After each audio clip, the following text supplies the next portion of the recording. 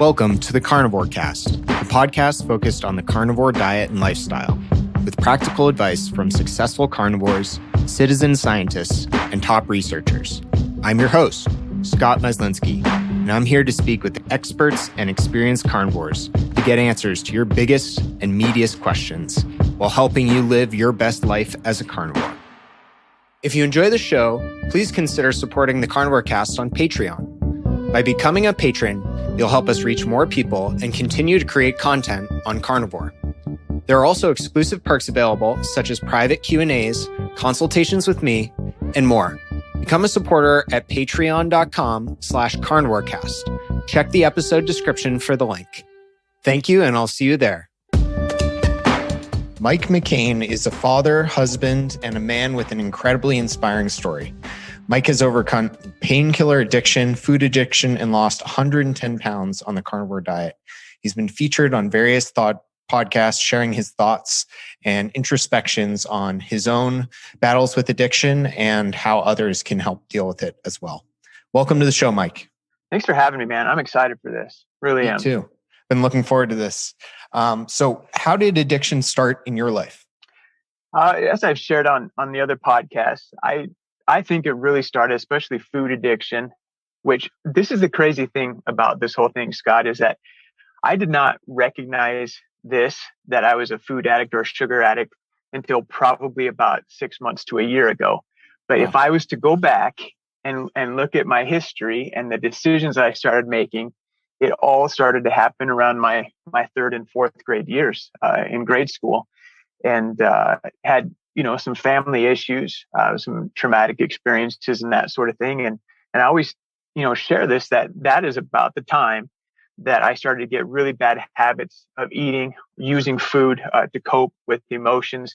And that was emotions, whether they're good or bad or anything else. And so again, I think that's the reason why I get so excited to share my story, is because when it all started, all those dots started connecting. When I started looking back at grade school, I started looking back at the experiences I started having in junior high and high school with bullying and everything else, and really not even understanding that I had that food addiction until just recently.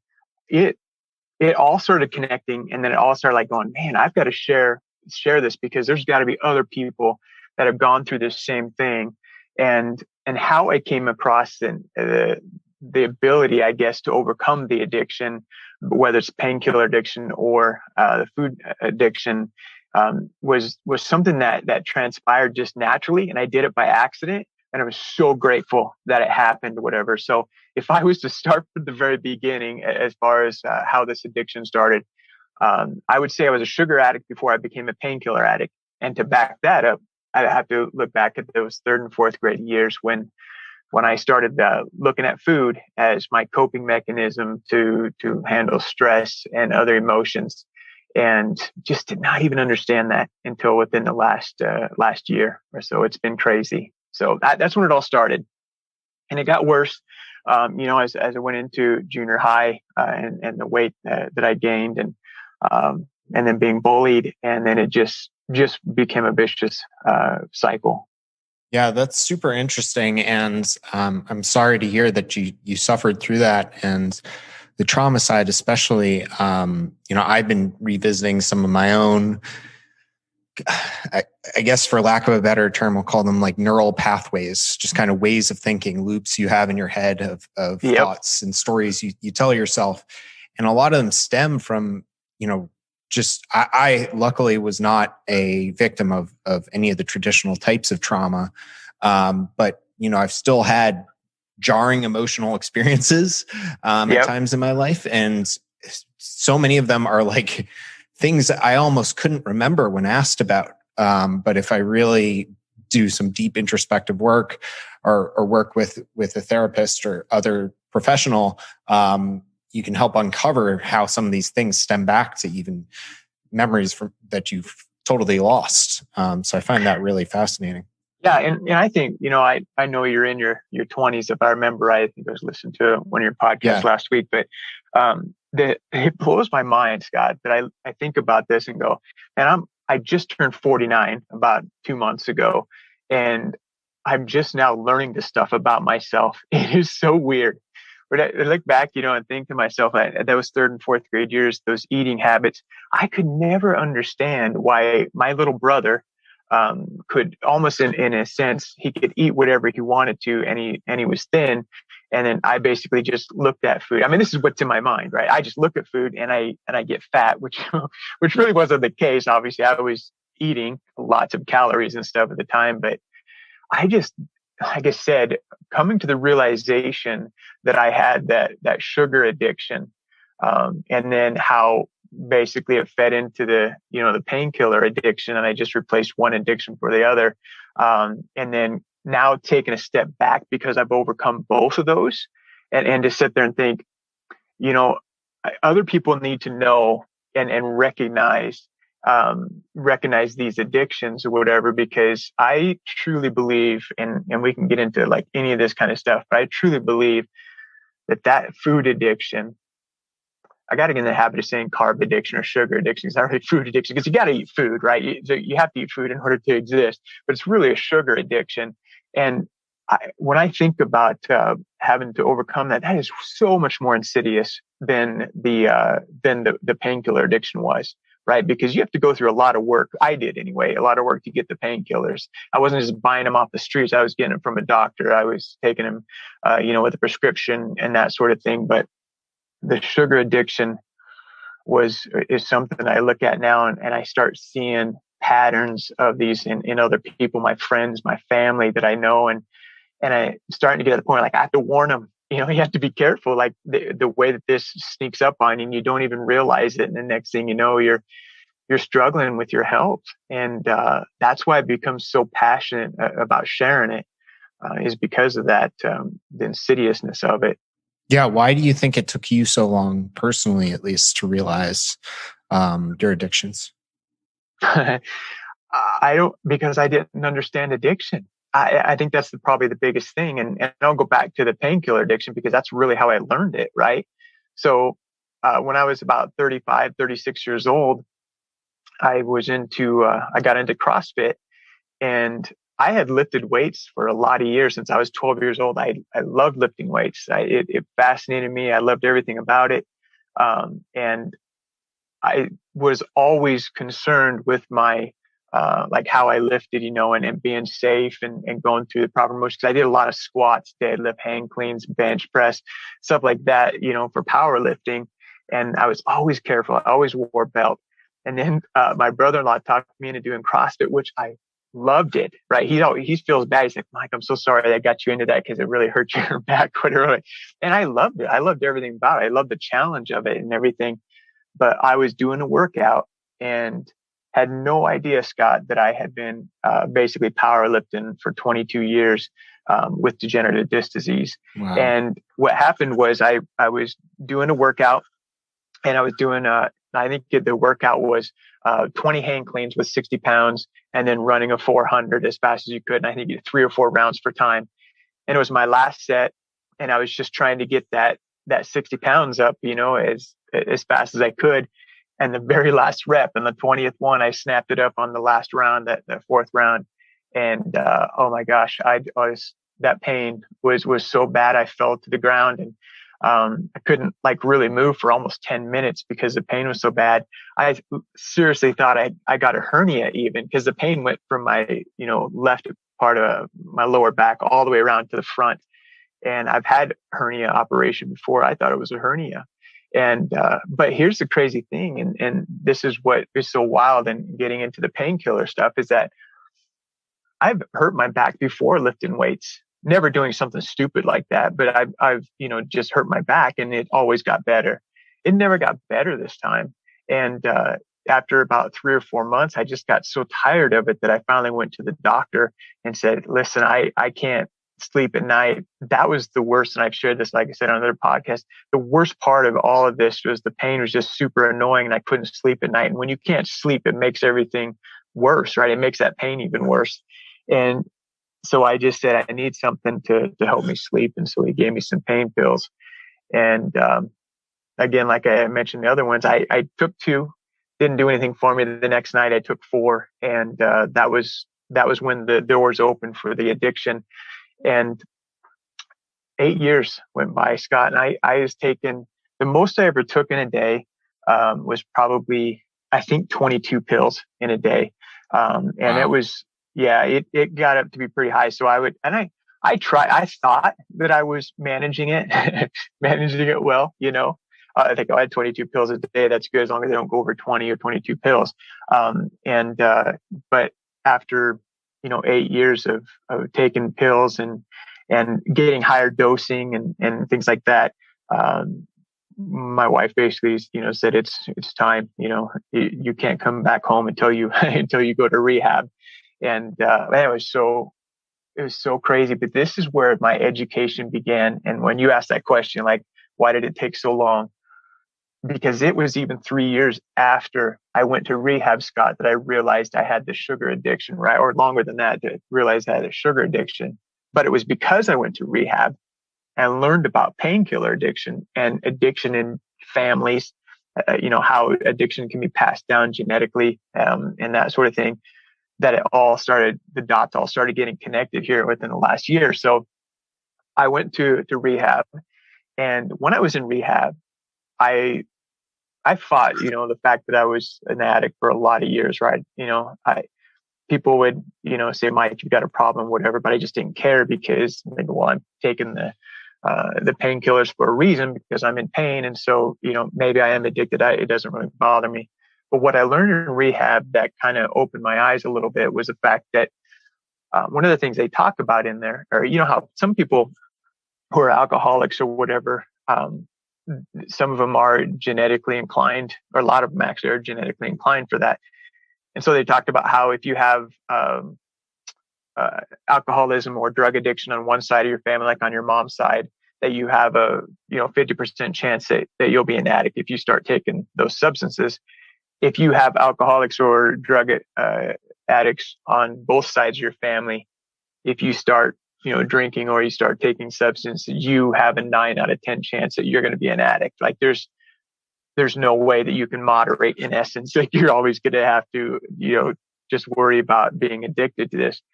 And again, still being in that rehab, I had a lot of other emotions that were going through my mind at the time, which was, holy cow, what am I going to do for the pain when I get out of here now that I can't take it? But that little lesson right there stuck with me. So I'm starting to think like, well, wait a minute. I'm going to look back at my family now. Holy cow, I've seen my uncles on my dad's side of the family. I don't think I ever saw them growing up without a beer in their hand, ever. And then in my mom's side, my family, like my grandfather was an alcoholic. His brother was an alcoholic. And so I started realizing, oh my gosh, I do have it in my genetics that I'm an addict, that it's in there.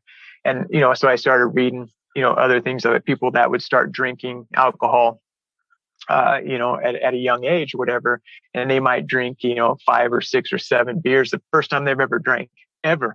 They drink 5 or 6 of them and not feel anything.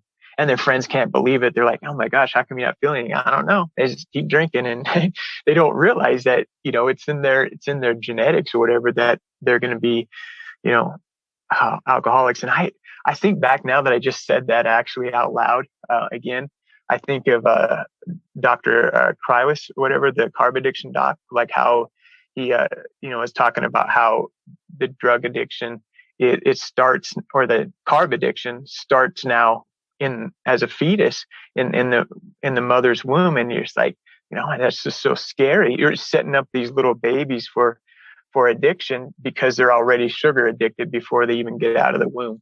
And that's just so crazy to me. And when I think about that, like, again, I look back at, like, I never drank, I never smoked, I didn't do any of that kind of stuff until I hurt my back when I was 36 and started taking painkillers. So you think that, like, I was 36 years old, but I was a sugar addict by that time. I was a food addict. I weighed 290 pounds at that time. My highest I ever got up to was 304.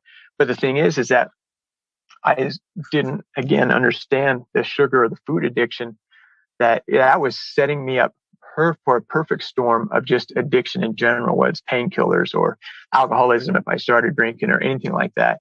And to answer your question, I mean, man, that's a long explanation, but to answer your question, like, it just never dawned on me. And I think that's the danger of it all, right? Like even when I went for painkiller addiction, I just did not understand addiction in general. I just didn't. And I still definitely didn't understand that I was a food addict. Didn't understand that at all. And like I said, I overcome the food addiction by accident because I went carnivore. It's just weird. This episode is brought to you by Element Electrolytes. We know that salt, potassium, and magnesium are essential minerals, especially for those on carnivore, keto, and low-carb diets to relieve hunger, dizziness, cramps, headaches, and keep so many of your bodily processes running optimally, including sleep, brain and mental health, hormonal health, your heart, immunity, and more. Element electrolytes are convenient, evidence-based, and delicious. My wife and I have been using Element for years, every single day. They're great for fueling hard workouts, getting adapted and beating keto flu, fasting, traveling with them, and kickstarting your day with energy. They're used by Navy SEALs, Olympic weightlifters, jiu-jitsu athletes, and everyday people who want to make themselves better, like you and me. They're also founded by superhero Rob Wolf. LMNT is offering free, that's right, free people, Element sample packs to Carnivore Cast listeners. All you have to do is pay for shipping. Go to drinklmnt.com/carnivorecast to claim this awesome deal. That's drinklmnt.com/carnivorecast, one word, and I'll include a link in the show notes. Out of curiosity, what was the painkiller you were taking? I took a lot of different ones, right? Oh, so okay. I went from, hydrocodone was the first, just a general, that's, 5 milligram hydrocodones. Then it went up to 10 milligram. And then I went to Percocets. The one that I took the most actually though was methadone. That's the stuff that they give heroin addicts, to get off of heroin. I took methadone for like five years. And the reason why I took methadone is because it didn't, like the Percocets or the hydrocodones would only last about 3 or 4 hours. And I did try to like Oxycontins and that sort of thing, but the time release in those capsules, whatever, just they wouldn't digest or something when I couldn't feel any pain relief or anything from those. And, people would say, why don't you just crush them up? I'm like, why? Because I'm taking them for the pain. I'm like, I'm going to crush them up and do that. Like, I want the pain relief. I don't want the high. I want the pain relief. And so those didn't work for me, but the methadones were awesome because they were long lasting. I didn't have to take as many. So for 5 years, I took those. And what's weird is, Scott, is that when I went into rehab, I was only taking 4 pills a day by that time. But those 4 pills, which doesn't sound like a lot, but it comes after 8 years of taking painkillers, I could not break free of those 4 pills even. I still, even with 4 pills for almost a year, was still even a month after rehab, a month after getting out, just still jonesing for them. Thinking like, oh man, I could go for some right now. It's weird how attached they are. And again, I learned that it takes a long time for those painkillers to get out of your system, especially if you've taken them for years, that it's in, I don't know, the way that I kind of heard is like, it's just in every stinking fiber of your body, man. It's in your bones, it's everywhere, man. And so your body just, and your brain just have to completely relearn almost how to rewire to deal with pain, to deal with, emotions and things like that. No different than anybody else who's dealing with sugar addiction as well. Yeah. So it's crazy. It's crazy how deep those addictions and those neural circuits run. And you mentioned kind of your wife and her saying it's the last straw and you going to rehab. And I want to talk about your rehab experience. Super curious to learn about that. But before I get into that, were there multiple times it felt like this is it and this is the last straw, or was that the big event, or did you have multiple of those over the years or over a certain time period? That was probably the big event, but there were so many things that led up to that big event where she finally just said, enough's enough. You can't come back into the house until you go to rehab.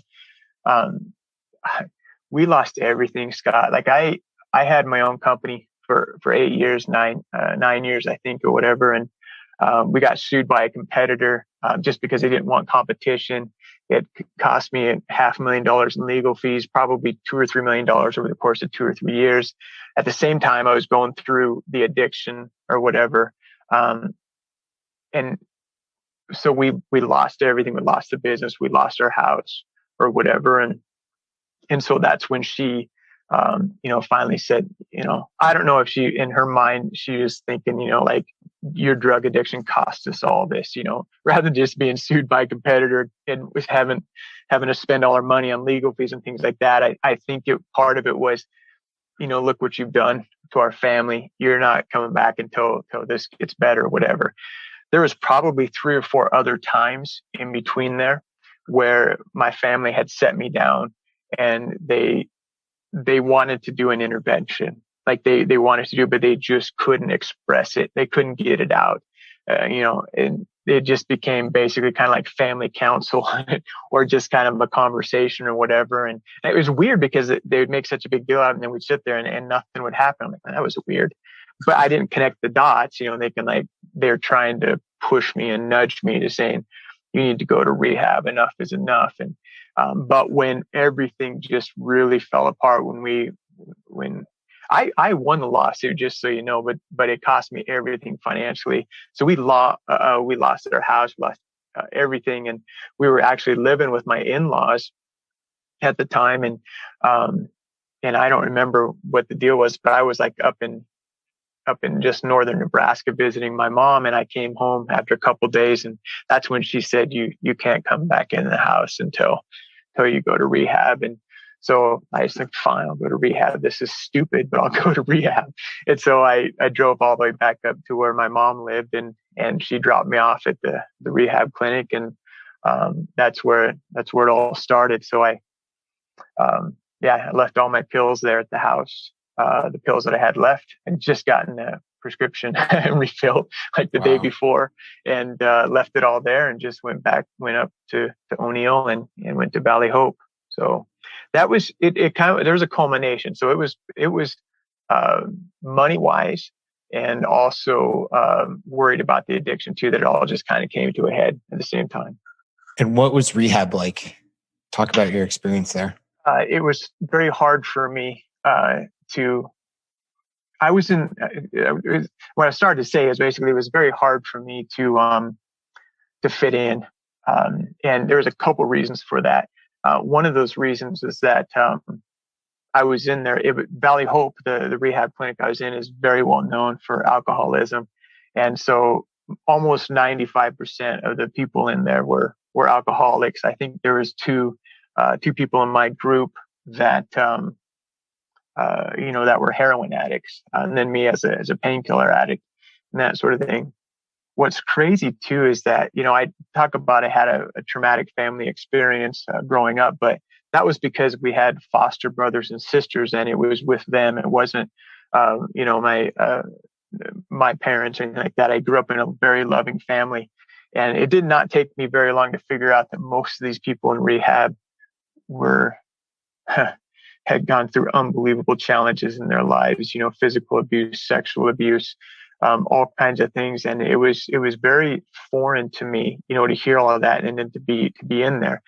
Plus, as a painkiller addict, the heroin addicts were given like methadone, or something else. I can't remember what the other one was called that they get, Suboxone or something like that, but they get that. And then the alcoholics got Xanax or something like that, where basically I was just straight cold turkey, man. That first 6 days of being in rehab clinic, I didn't sleep. Like, I did not sleep one stinking wink for 6 days. It was a horrible experience. All I did was just walk around the grounds because I couldn't leave the grounds.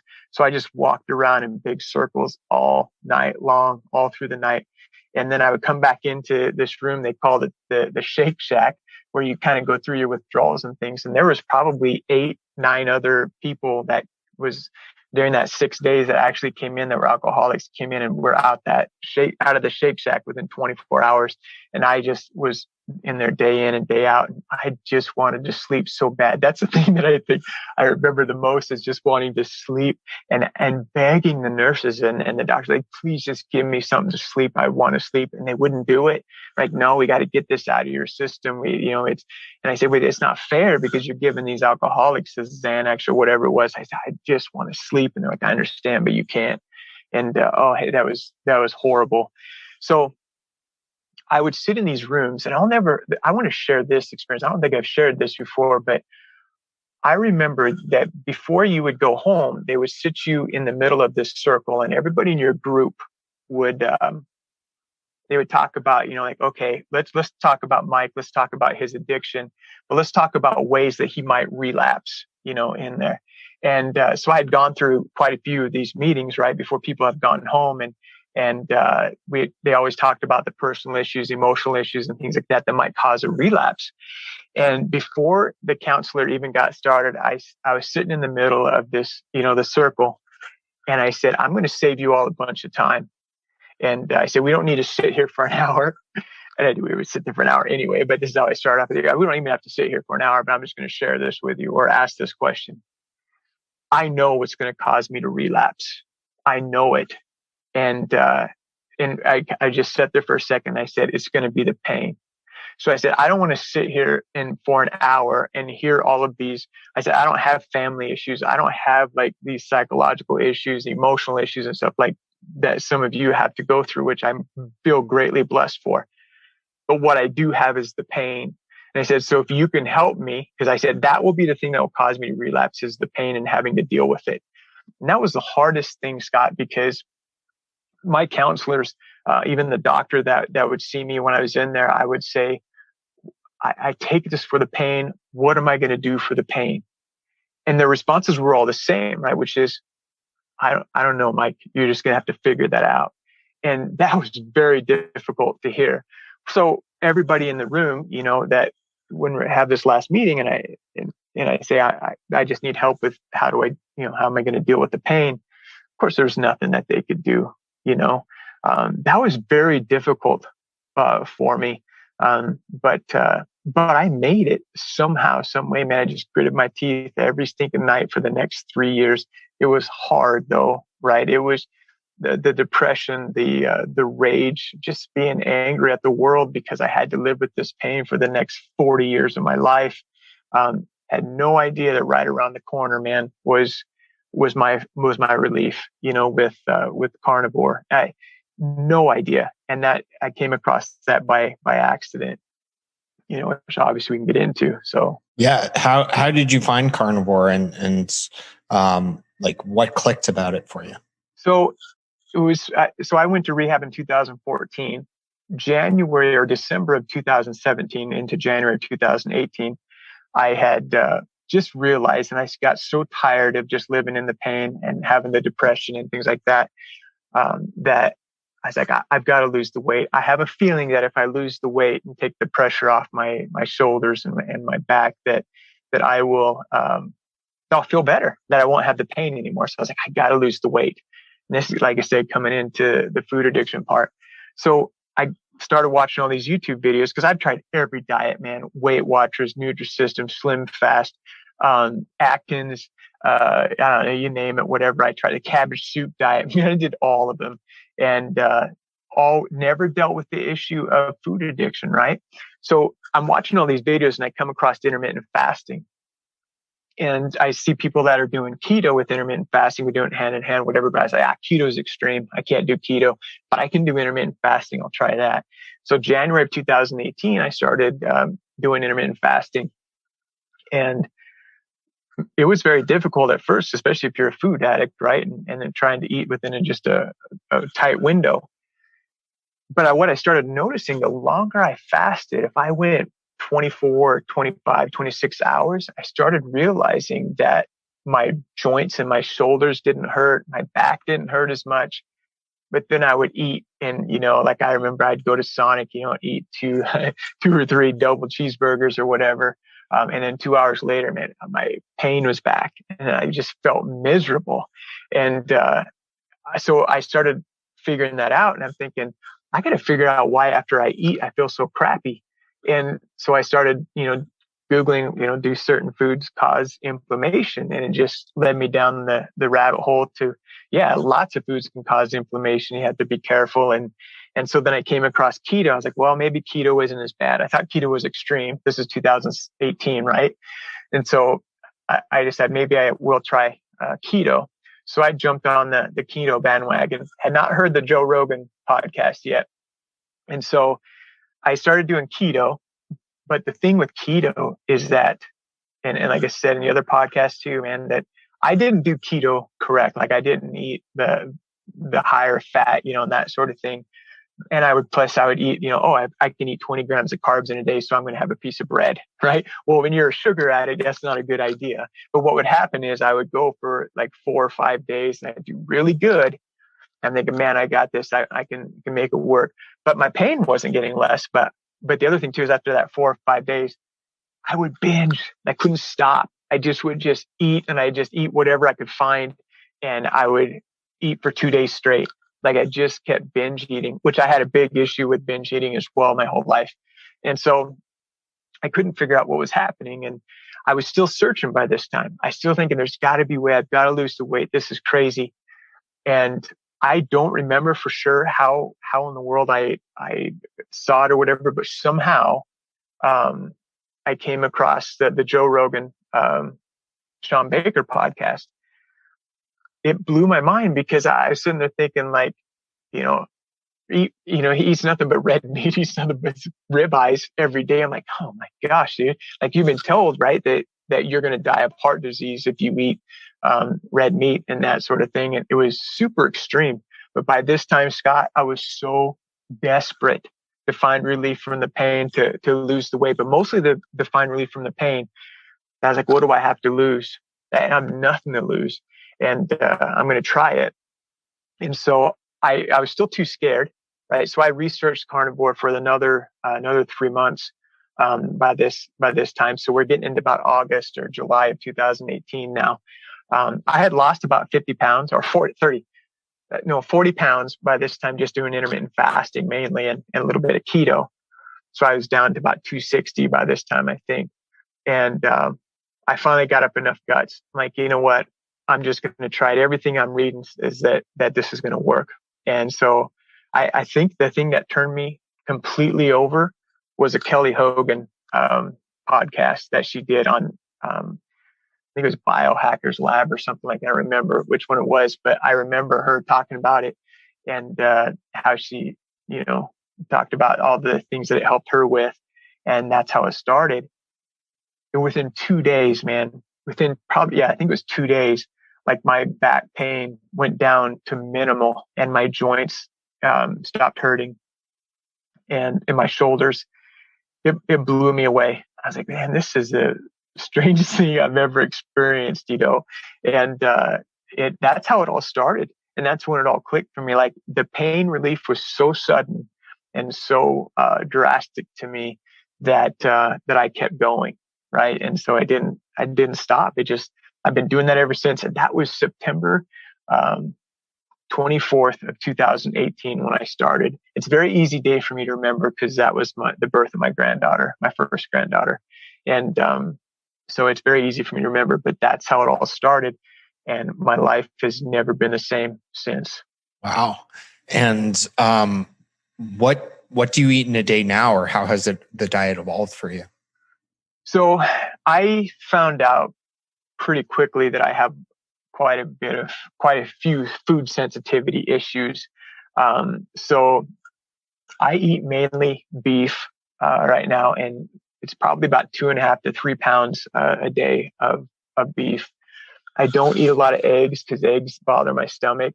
I also, like you, which is kind of weird, I can't eat ground beef with the fat rendered in. I can eat beef patties grilled, and eat them that way, but I can't just, fry up a bunch of ground beef in a pan and then eat it, with a spoon.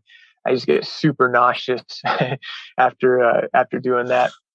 But it's mainly steaks and bacon, really. And it sounds incredibly boring, but man, when it's, like I always say, when it's your medicine, you just take it and you enjoy it every second of it because you feel amazing. And so mainly it's 2.5 to 3 pounds of beef a day, water. Every once in a while, I might eat some pickles. I love pickles, but maybe once a week. But yeah, it's pretty boring, man. Just beef, salt, and bacon, basically. It works. If it works, it works. Oh yeah. And what do you think you've learned about the connection between, do you think the carnivore diet obviously helped you with overcoming the sugar addiction, but do you think it helps you with your addiction to painkillers, or has it affected the cravings you've had for that at all? Oh, absolutely. Yep. And like I said, it's not until within the last 6 to 9 months that I realized that I overcame the sugar addiction inadvertently. And mainly because I was looking for pain relief, right? And then the weight loss happened naturally or whatever. But this is a crazy thing that happened to me within, I think it was the middle of March. I started to have some pains in my lower stomach.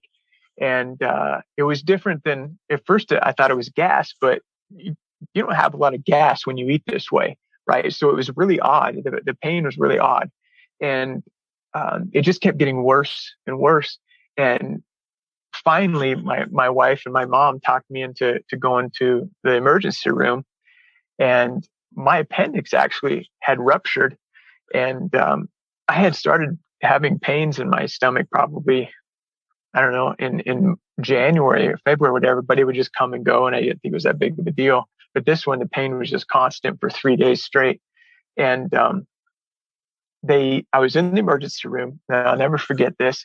The emergency room doctor's like, we need to give you some pain medication. And I was like, you know what? I've been living with this pain for 3 days. I think I'll be okay. And he's like, no, it's going to get worse because it's ruptured and you're starting to get infected.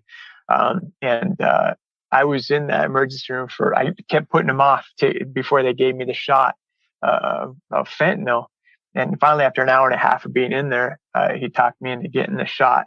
Fentanyl, I've tried that when I was, taking the painkillers, and it was actually one of the worst painkillers that I had. And like, it did the worst stuff to me, the way that it made me feel, the anxiety, it wasn't a good feeling drug for me, but that's what they gave me a shot of.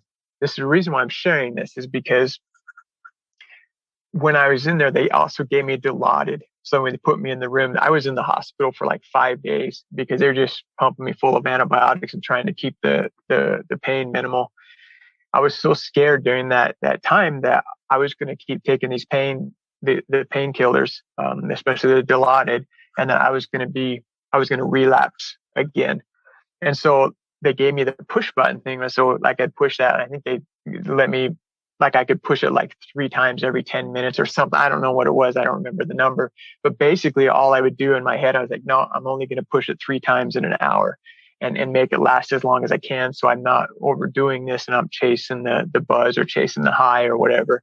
Because I was just so scared, that I was going to relapse again. And after the 4th or 5th day, they sent me home and they gave me some hydrocodones, for being at home a little bit because the pain was still there. But I think I only took 2 pills out of there. And the reason why I share this with you is because I truly believe that because I had overcome my sugar addiction, that it wasn't the firing, you've been talking about the neurons, it's like that. It wasn't firing the same brain, I don't know, it's a synopsis or whatever you want to call it, synapses, where I was looking for some type of high, whether it was sugar or whether it was through the painkillers or whatever. I think it worked hand in hand. And that's why I only took 2 pills when I got home, and I haven't taken another one since.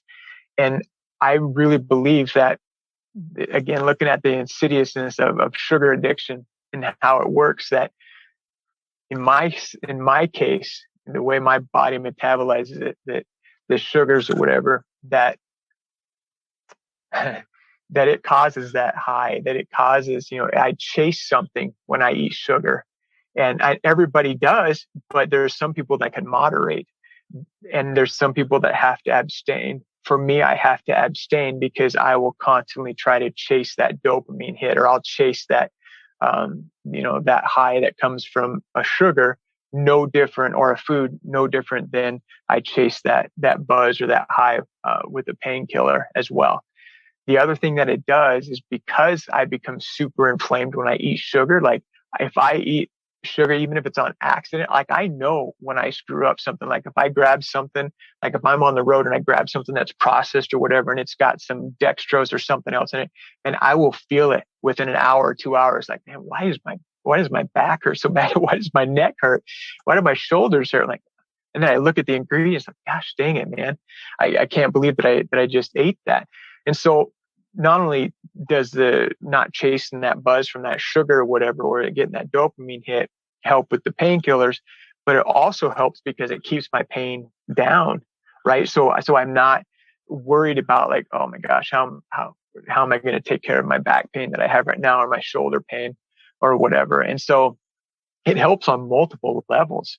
But when I look back at the whole thing or whatever, and how eating carnivore has actually showed me or inadvertently caused me to overcome my sugar addiction, it is really odd to me, how it works, because now I look at, like I said, I look at friends, I look at family, I look at people on Facebook, that everybody's constantly looking at, oh man, I got to lose weight. Oh man, I got to figure this out because I'm struggling with my weight or whatever. Or I mean, I joked the other day when I saw, there was two people that were out taking a walk the other day, and they were really heavy set. And in your mind, you're like going, I know they're out there because they want to get healthy, right? Everybody's doing it. They want to get healthy. They want to get in shape. But what's sad is I look at that now and I think there's no way that they're going to walk their way out of their bad diet. This is never going to happen.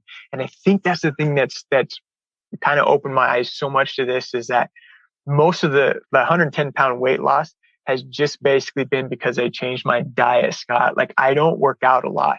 And I just kind of let it happen or whatever. And I'm fascinated that diet affects not only your mental health, but your physical health so drastically. It blows me away. It just doesn't make any sense, but it's awesome. Yeah, that's really fascinating.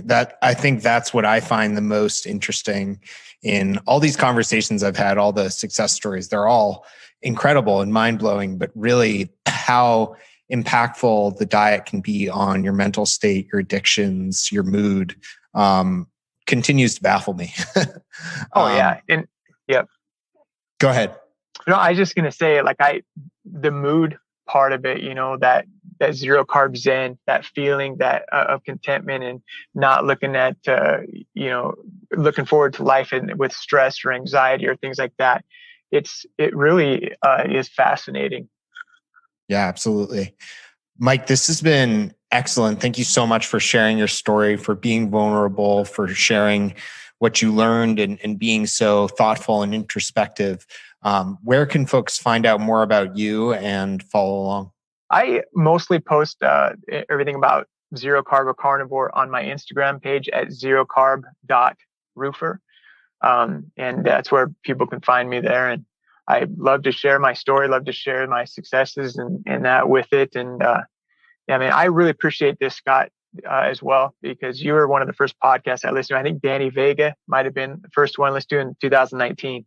And so I've been listening to you ever since. And then Judy Chowan was, I think, not far right after that. So I appreciate your work too, man. Thank you. Really appreciate that. Always great to hear. Well, I'll have links to all that in the show notes. And thanks again for your time, Mike. Yep. Thank you, man. I appreciate it. If you enjoy the show, please consider supporting the Carnivore Cast on Patreon. By becoming a patron, you'll help us reach more people and continue to create content on carnivore. There are also exclusive perks available, such as private Q&As, consultations with me, and more. Become a supporter at patreon.com/carnivorecast. Check the episode description for the link. Thank you, and I'll see you there. Thank you for listening to this episode of the Carnivore Cast. If you enjoyed this episode, please review on iTunes. It really helps us out. And share it with a friend. What questions would you like answered? Or who would you like to hear from in the carnivore research community? You can find me on Twitter, Instagram, and Facebook at Carnivore Cast, or go to carnivorecast.com. You can also email me at info@carnivorecast.com. I'd love to hear from you. Until next time, keep it carnivore.